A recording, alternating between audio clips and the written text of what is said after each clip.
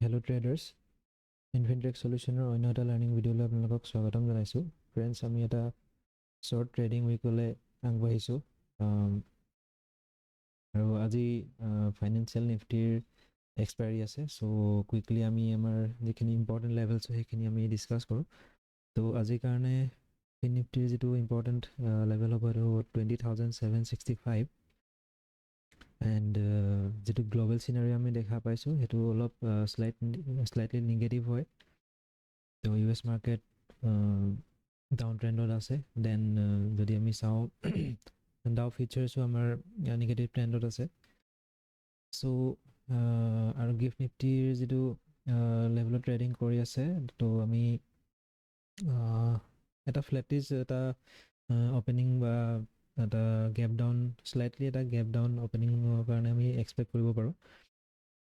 So' first of all আমি চাওঁ important level 20,765ৰ তলত ডাউন ছাইডৰ যদি কাৰণে আমি চাওঁ, দেন আমাৰ ইম্পৰ্টেণ্ট লেভেল হ'ব 20,648 যালৈকে মাৰ্কেট আহিব পাৰে। এণ্ড তাৰপিছত আমি চাম যে তাত নেক্সট যিটো 20,611 এই যিটো লেভেল হয় সেইটো যদি ব্ৰেক কৰে, দেন আমাৰ এটা নেৰ' ৰেঞ্জ আছে যিটো নেকি আমাৰ 20,550 560ৰ ওচৰে পাজৰে আছে। তো তালৈকে আমি মাৰ্কেট অহা দেখা পাম। এণ্ড দেন আমি তাত ৱাটচফুল হ'ব লাগিব যে তাত কেনেদৰে মাৰ্কেটে বিহেভ কৰে। চ' এগেইন যদি সেই ইম্পৰ্টেণ্ট ৰেঞ্জটো ব্ৰেক কৰে, দেন আমাৰ 20,474, দেন 20,414 এণ্ড 20,367 এইকেইটা হৈছে আমাৰ ইম্পৰ্টেণ্ট লেভেল ডাউন ছাইডৰ কাৰণে। আপ ছাইডৰ কাৰণে যদি চাওঁ, দেন 20,819, তো সেইটো এটা ইম্পৰ্টেণ্ট লেভেল হ'ব যিটো ব্ৰেক কৰিলে আপছাইড ব্ৰেক কৰি 15 মিনিটছৰ কেণ্ডেল যদি ক্ল'জ কৰে, দেন 20,919 এইটো এটা ইম্পৰ্টেণ্ট আপছাইড এটা লেভেল আছে। Then next 20,960 and then next 21,000ৰ যিটো চাইক'লজিকেল লেভেল সেইটো টাচ কৰিব পাৰে। আৰু ওপৰত এটা ষ্ট্ৰং ৰেজিষ্টেঞ্চ জ'ন আছে যিটো নেকি 21,050 পৰা 21,070লৈকে। তো এটা ষ্ট্ৰং ৰেজিষ্টেঞ্চ জ'ন আছে। অ'কে, তো নেক্সট আমি চাওঁ নিফটি। চ' নিফটিৰ কাৰণে আজিৰ কাৰণে যিটো ইম্পৰ্টেণ্ট লেভেল সেইটো হৈছে 22,053। তো প্ৰথমতে ইয়াৰ ডাউন ছাইডৰ কাৰণে আমি চাওঁ। তো ডাউন ছাইডৰ কাৰণে ইম্পৰ্টেণ্ট এটা ৰেঞ্জ আছে যিটো নেকি 22,000 এটা চাইক'লজিকেল লেভেলো হয়। তো ইয়াত আমি চাব লাগিব যে এইটো যদি ব্ৰেক কৰে, দেন নেক্সট আমাৰ তলত এটা লেভেল আছে 21,944।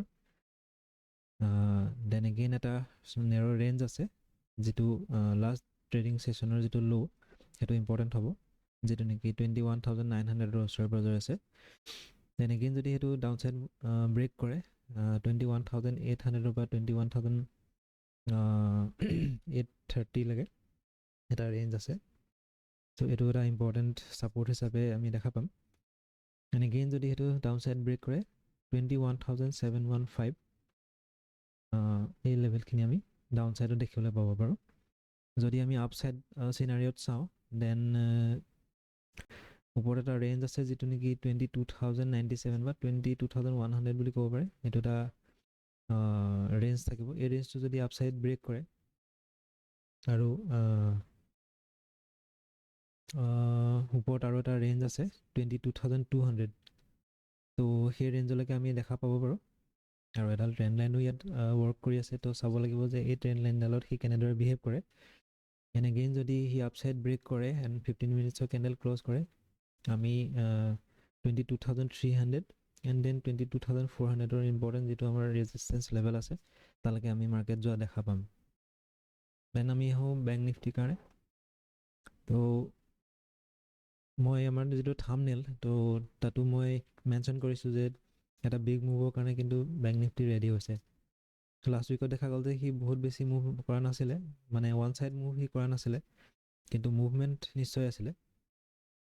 অলমষ্ট 2,500ৰ আপছ এণ্ড ডাউন ছাইডত সি মুভ কৰিছে, কিন্তু ওৱান ছাইডত সি মুভ কৰা নাই। কিন্তু এই উইকত আমি এইটো এক্সপেক্ট কৰিব পাৰোঁ যে ওৱান ছাইড মুভ আহিব পাৰে। তো আজিৰ কাৰণে 46,801 এইটো ইয়াৰ এটা important level. And again mention কৰিব বিচাৰিম যে ইয়াত এটা বক্স পেটাৰ্ণত সি ট্ৰেড কৰি আছিলে। তো আইডাৰ ছাইড যদি সি ব্ৰেক কৰে দেন আমি এটা ফাৰ্ষ্ট মুভ আমি দেখিবলৈ পাব পাৰোঁ, এণ্ড ওৱান ছাইড মুভ হ'ব। তো প্ৰথম আমি চাওঁ ডাউন ছাইডৰ কাৰণে। তো ডাউন ছাইডৰ কাৰণে এটা নেৰ' ৰেঞ্জ আছে, যিটো নেকি 46,630 640 এইবিলাকৰ ওচৰত এটা নেৰ' ৰেঞ্জ আছে। তো ইয়ালৈকে মাৰ্কেট আমি অহা দেখা পাব পাৰোঁ। দেন এগেইন যদি সি ব্ৰেক কৰে আৰু 46,578 এইটো এটা লেভেল আছে, সেইটো যদি সি ডাউন ছাইড ব্ৰেক কৰে 15 মিনিটছৰ কেণ্ডেল ক্ল'জ কৰে, দেন আমি নেক্সট যিটো আমাৰ এটা ৰেঞ্জ আছে সেইটো 46,000ৰ যিটো আমাৰ চাইকলজিকেল লেভেল, তালৈকে আমি মাৰ্কেট অহা দেখিবলৈ পাব পাৰোঁ। দেন এগেইন যদি সি ডাউন ছাইড ব্ৰেক কৰে দেন 45,662 এটা ইম্পৰ্টেণ্ট লেভেল হ'ব। দেন 45,238 এণ্ড 44,884 এইকেইটা হৈছে ডাউন ছাইডৰ কাৰণে ইম্পৰ্টেণ্ট লেভেলছ। আপ ছাইডৰ কাৰণে যদি চাওঁ, এই বক্স পেটাৰ্ণটোৰ ওপৰত 47,055 এই লেভেলটো যদি সি আপ ছাইড ব্ৰেক কৰে দেন 47,233 আমি দেখা পাম। দেন এটা ষ্ট্ৰং ৰেজিষ্টেঞ্চ জ'ন আছে 47,400ৰ ওচৰে পাজৰে। তো তাত আমি ৱাটচফুল হ'ব লাগিব, কেনেদৰে ইয়াত বিহেভ কৰিব আমি চাম। যদি সি এগেইন আপ ছাইড ব্ৰেক কৰে 47,469 বা 470 ক'ব পাৰোঁ, এই লেভেলটো আমি দেখা পাম।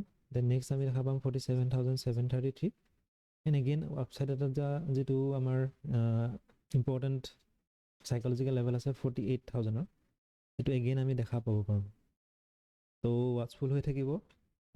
এইটো এটা একশ্যন পেক উইক হ'বলৈ গৈ আছে, যিহেতু এটা শ্বৰ্ট ট্ৰেডিং উইক হয়, অনলি 3 ডেইজত আমি ট্ৰেড কৰিব লাগিব। চ' ৱাটচফুল হৈ থাকিব। আশা কৰোঁ আপোনালোকৰ আজি এই ভিডিঅ'টো চাই পেলাই এটা ইনফৰ্ম ডিচিজন ল'বৰ কাৰণে লাইভ মাৰ্কেটত হেল্প হ'ব। চ' আজিলৈ আহিছোঁ। Thank you so' much. Have a nice day, have a profitable day.